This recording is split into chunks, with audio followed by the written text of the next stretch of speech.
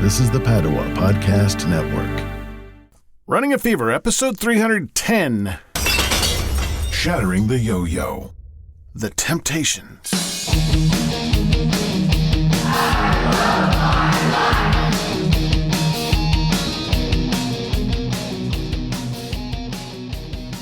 Previously on Running a Fever.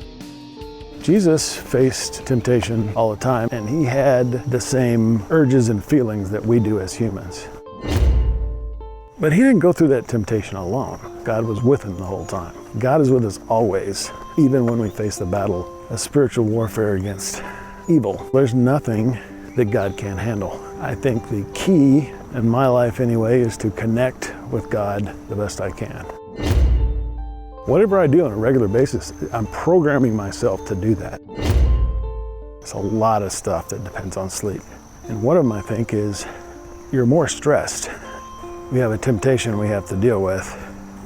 Lack of sleep causes stress, and exercise helps relieve stress. I believe that watching TV or using a computer is a stressful activity. When you're relaxing, it might be better to do something away from that visual stimulation. But stress is a big deal. It's very unhealthy. And that's why I want to talk about another way to battle temptation, and that is to look at the big picture. Because a lot of times the stuff brought in, donuts or whatever, I just pass on it. Why? Why do I do that now? Because I've gotten to where I don't just think about, well, do I want to eat that? Is it tasty enough for me to eat? I don't just think about that. Am I hungry? I think about how many calories, because I've been counting calories every day. And so I know that if I'm trying to lose weight, I need to have a calorie deficit.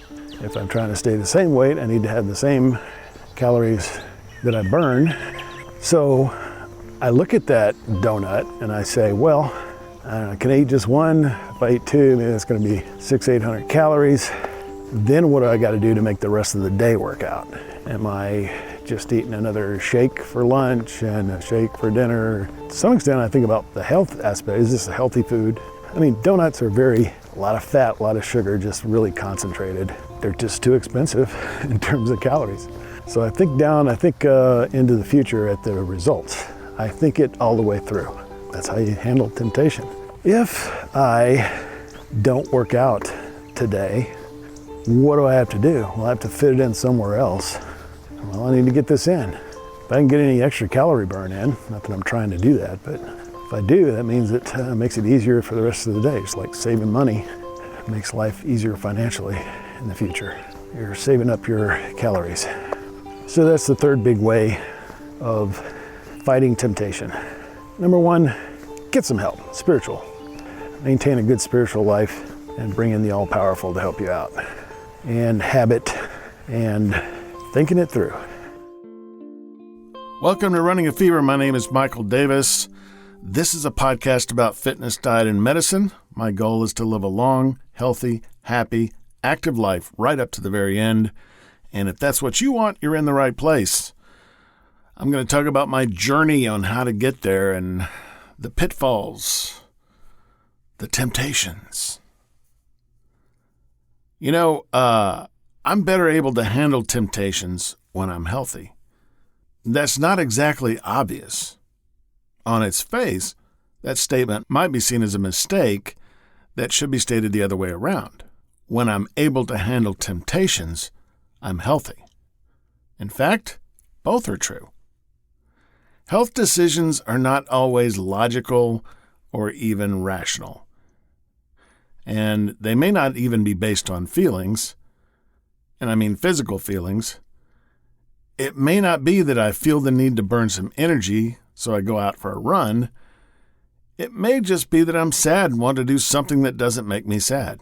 The same could be said for less healthy choices.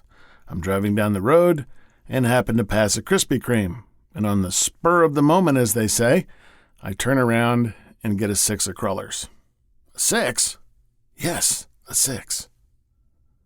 When dealing with temptation, I've found it helpful to look at the times when I yielded temptation as individual events. Regrettable, but not definitive of my entire life. So even when I've had that big pizza meal, if I take a walk afterwards or lift weights the next day or even check my weight the next morning, I'm not a complete failure in maintaining good health. I'm making good choices also. In the going on 5 years I've been doing this podcast, I've always treated it as a journal of progress in my personal health journey. Think of the journey as a hiking trail. There will be steps up and steps down, potholes, and smooth sections. The same is true of our health journeys. There are ups and downs. There are potholes when we yield to temptations. But if we keep moving forward and keep focusing on the trail, our health will see the benefits of our determination and persistence, one step at a time. So thank you for listening. If you got the fever, keep it. If you don't, catch the fever. And I'll talk to you next time on Running a Fever.